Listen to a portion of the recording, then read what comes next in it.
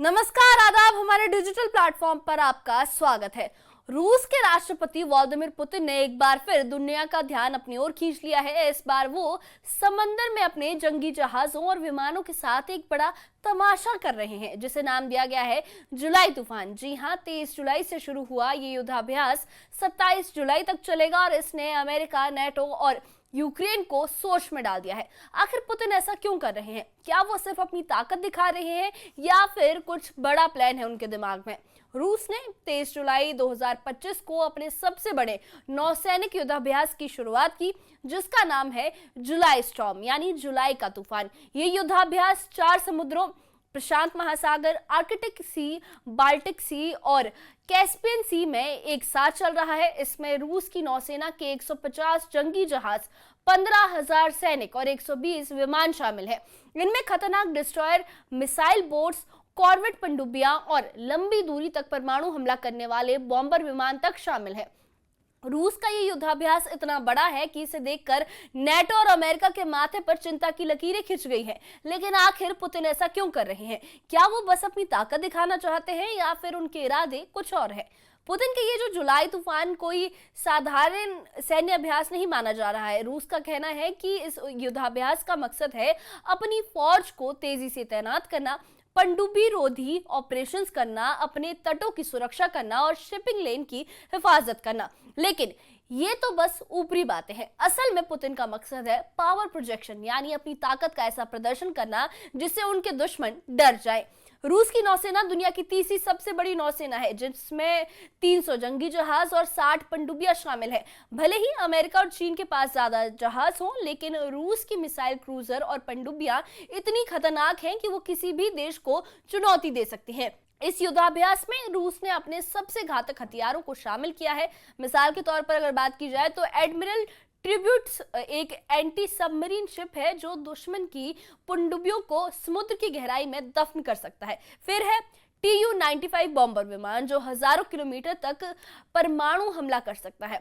And then IL-38 टोही विमान जो दुश्मन की पनडुब्बियों को सैकड़ों किलोमीटर दूर से भांप लेते हैं, और लंबी दूरी की मिसाइलें जो समुद्र से जमीन तक तबाही मचा सकती हैं, ये सब इसमें शामिल है। इन सबको देखकर साफ है कि पुतिन सिर्फ अभ्यास नहीं कर रहे हैं, बल्कि वो दुनिया को एक ऐसा सख्त संदेश दे रहे हैं कि रूस से पंगा लेना, रूस को चैलेंज करना आसान नहीं है। जुलाई तूफान की शुरुआत ऐसे वक्त में हुई है जब यूक्रेन में पुतिन की सेना लगातार हमले कर रही है। जुलाई 2025 में शायद ही कोई एक ऐसा दिन गुजरा हो जब यूक्रेन के किसी शहर पर रूस की ड्रोन या मिसाइल हमले ना हुए हो। यूक्रेन के राष्ट्रपति व्लादिमीर ज़ेलेंस्की बार बार कह रहे हैं कि उनकी सेना को हथियारों की सख्त जरूरत है, क्योंकि रूस की ड्रोन और मिसाइल ब्रिगेड हर दिन तबाही मचा रही है। ज़ेलेंस्की का दावा है कि रूस ने इस साल अब तक हजारों ड्रोन और मिसाइलों से हमले किए हैं, जिनमें ईरान के डिजाइन किए हुए शाही ड्रोन भी शामिल है, जिन्हें रूस गेरिंग 2 नाम से इस्तेमाल करता है। ज़ेलेंस्की का कहना है कि उनकी सेना के पास पैट्रियट मिसाइलें खत्म होने की कगार पर हैं, और अगर हथियारों की सप्लाई रुकी तो उनकी सेना रूस के सामने 24 घंटे भी नहीं टिक पाएगी। जर्मनी के एक बड़े army commander major general Christian Freuding ने ये चेतावनी दी है कि रूस अब यूक्रेन पर 2000 ड्रोन से हमले करने की तैयारी कर रहा है। ये सुनकर ज़ेलेंस्की और उनके सहयोगी देशों की नींद उड़ गई है। यूक्रेन की स्थिति को और मुश्किल बनाने के लिए ज़ेलेंस्की ने हाल ही में एक बड़ा फैसला लिया है। उन्होंने यूलिया स्वीडेंको को यूक्रेन का नया प्रधानमंत्री नियुक्त किया है। 39 साल की यूलिया एक अर्थशास्त्री हैं और पहले यूक्रेन की डिप्टी PM और वित्त मंत्री रह चुकी हैं।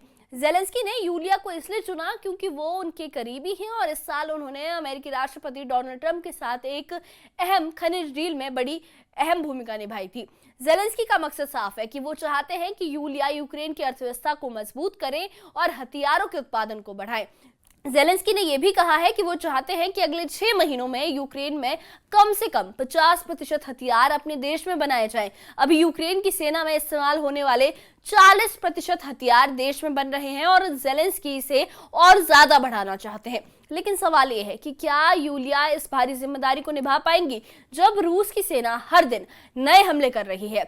पुतिन के इस जुलाई तूफान ने, इस जुलाई स्टॉर्म ने नेटो और अमेरिका को सोच में डाल दिया है। नेटो ने रूस की यूक्रेन पर हमलों की कड़ी निंदा की है और यूक्रेन को हर तरह मदद भी दे रहा है। 2024 के वॉशिंगटन समिट में नेटो के सदस्य देशों ने यूक्रेन के लिए 40 बिलियन यूरो की सैन्य मदद का वादा भी किया था और 2025 में अब तक 35 बिलियन यूरो की और मदद देने का ऐलान किया गया है। नेटो ने पोलैंड में यूक्रेन के साथ मिलकर एक जॉइंट एनालिसिस, ट्रेनिंग और एजुकेशन सेंटर भी खोला है जो रूस के खिलाफ रणनीति तैयार करने में मदद कर रहा है।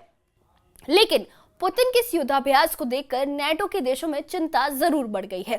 अगर रूस ने अपनी पूरी ताकत झोंक दी तो क्या नेटो और अमेरिका यूक्रेन को बचा पाएंगे? क्या इस कहानी में एक और मोड़ है? वो है ईरान का जो एंगल है वो भी इस रशिया यूक्रेन की इक्वेशन में काफी इंपॉर्टेंट माना जा रहा है। हाल ही में इजराइल के विदेश मंत्री गिदोन सआर ने कीव में यूक्रेन के विदेश मंत्री आंद्री सिबिहा से मुलाकात की। इस मुलाकात में दोनों देशों ने ईरान के खिलाफ एक साझा रणनीति बनाने का फैसला किया। यूक्रेन ने 2022 में ईरान पर शाही ड्रोन सप्लाई करने का आरोप लगाया था, जिन्हें रूस ने गैरन 2 के नाम से यूक्रेन पर इस्तेमाल किया है। ये ड्रोन लंबी दूरी तक हमला करने में सक्षम है और यूक्रेन के लिए बड़ा खतरा बने हुए हैं। सयार ने ये कहा कि दोनों देश ईरान के खतरे के खिलाफ एक रणनीतिक संवाद शुरू करेंगे, लेकिन सवाल ये भी है कि क्या ये संवाद रूस और ईरान के गठजोड़ को कमजोर कर पाएगा। पुतिन का जो जुलाई स्टॉर्म सिर्फ एक सैन्य अभियान नहीं है, ये एक सियासी चाल है जिसके जरिए पुतिन दुनिया को बता रहे हैं कि रूस अब भी एक ताकतवर देश है। वो चाहते हैं कि नेटो और अमेरिका उनकी ताकत को गंभीरता से ले। पुतिन ने हाल ही में यूक्रेन के साथ एक तरफा सीजफायर का ऐलान किया था जो 21 अप्रैल तक चलता था, लेकिन यूक्रेन का कहना है कि रूस के हमले रुके नहीं हैं। इससे साफ है कि पुतिन शांति की बात तो करते हैं, लेकिन उनकी हरकतें कुछ और कहानी बयां करती हैं। ज़ेलेंस्की इस वक्त 2 मोर्चों पर लड़ रहे हैं। एक तरफ रूस की सेना जो हर दिन ड्रोन और मिसाइलों से हमले कर रही है और दूसरी तरफ आर्थिक संकट जिसके लिए यूक्रेन को इस साल 120 बिलियन डॉलर की जरूरत है, यानी 10 लाख करोड़ से ज्यादा की जरूरत। ज़ेलेंस्की ने यूरोप और नेटो के सामने मदद के लिए हाथ फैलाए हैं। इसके साथ ही वो अपने देश में हथियारों का उत्पादन भी बढ़ाना चाहते हैं। यूलिया को प्रधानमंत्री बनाकर ज़ेलेंस्की ने ये साफ कर दिया है कि वो यूक्रेन को एक आत्मनिर्भर सैन्य शक्ति बनाना चाहते हैं। लेकिन क्या ये मुमकिन है जब रूस का तूफान हर तरफ तबाही मचा रहा है? पुतिन का ये जुलाई तूफान एक चेतावनी है। अगर रूस ने अपनी पूरी ताकत इस्तेमाल की तो ये जंग यूक्रेन तक सीमित नहीं रहेगी। रूस की मिसाइलें, पनडुब्बियां और बॉम्बर विमान हजारों किलोमीटर दूर तक हमला कर सकते हैं। अगर ये तनाव और ज्यादा बढ़ा तो इसमें नेटो, अमेरिका और यहाँ तक कि चीन जैसे देश भी शामिल हो सकते हैं। इसका असर सिर्फ युद्ध क्षेत्र तक नहीं बल्कि दुनिया की अर्थव्यवस्था, तेल की कीमतों और आम लोगों की जिंदगी पर भी पड़ सकता है।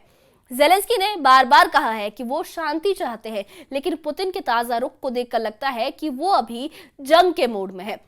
नेटो और अमेरिका यूक्रेन को हथियार और पैसे दे रहे हैं, लेकिन क्या ये काफी होगा? जर्मनी के एक बड़े commander major general Christian Freuding ने ये चेतावनी दी है कि रूस यूक्रेन पर 2000 ड्रोन से हमला करने की तैयारी में है। अगर ये सच हुआ तो यूक्रेन के लिए हालात और मुश्किल हो जाएंगे। पुतिन का जुलाई तूफान दुनिया को बता रहा है कि रूस अभी भी एक ताकतवर खिलाड़ी है। यूक्रेन इस तूफान की चपेट में सबसे ज्यादा है और ज़ेलेंस्की अपनी सेना और अर्थव्यवस्था को मजबूत करने की हर संभव कोशिश कर रहे हैं। लेकिन पुतिन की रणनीति और ताकत के सामने वो कितने दिन टिक पाएंगे? क्या नेटो और अमेरिका यूक्रेन को बचा पाएंगे या फिर ये तूफान और बड़ा हो जाएगा? आप क्या सोचते हैं? क्या पुतिन का ये तूफान सिर्फ एक शक्ति प्रदर्शन है, सिर्फ पावर डिस्प्ले है, या फिर एक नई जंग की शुरुआत? अपनी राय हमें कमेंट बॉक्स में जरूर बताइए और इससे जुड़े अपडेट्स के लिए और ऐसी ही खबरों के लिए हमारे चैनल के साथ बने रहिए। हमारे चैनल को सब्सक्राइब करिए। शुक्रिया।